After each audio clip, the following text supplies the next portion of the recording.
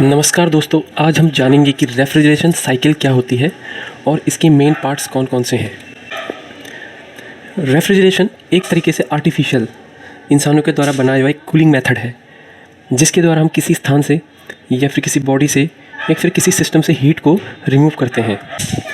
अगर हम इसकी हिस्ट्री देखें तो 1759 में विलियम कूलन ने पहली बार किसी आर्टिफिशियल रेफ्रिजरेशन की जानकारी दी और 1805 में ओलिवर इवेंस ने पहला रेफ्रिजरेटर या फिर फ्रिज बनाया था। घरों में यूज़ होने वाले एयर कंडीशनर और फ्रिज इसी रेफ्रिजरेशन साइकिल के प्रिंसिपल पर काम करते हैं, जिसके मेन 4 पार्ट होते हैं। पहला है कंप्रेशर, दूसरा है कंडेंसर, तीसरा है एक्सपेंशन वाल्व, चौथा है इवेपोरेटर।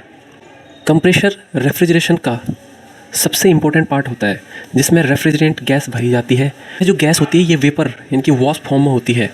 कंप्रेशर इस गैस को कंप्रेस करके उसका टेम्परेचर और प्रेशर दोनों बढ़ा देता है। रेफ्रिजरेशन में जो गैस यूज़ होती है उसको रेफ्रिजरेंट बोलते हैं। अब कंप्रेसर से निकलने के बाद यह high temperature high pressure vapour condenser में जाता है। कंडेंसर एक तरीके से हीट ट्रांसफ़र यूनिट जिसमें कॉपर की ट्यूब्स लगी होती हैं और जो सीधा वातावरण और हवा के संपर्क में रहता है।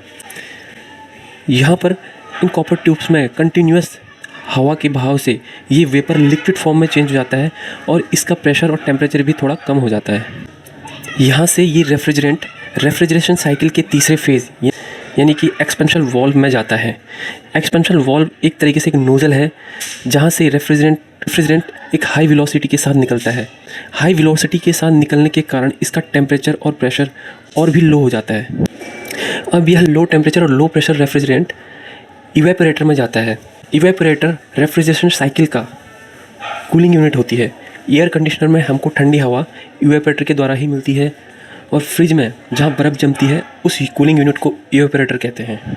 इवेपोरेटर में रेफ्रिजरेंट लिक्विड फॉर्म में आता है और वातावरण के हीट के कारण ये वेपर फॉर्म में कन्वर्ट हो जाता है और वेपर फॉर्म में कन्वर्ट होने के बाद वापस यह कंप्रेशर यूनिट में चला जाता है।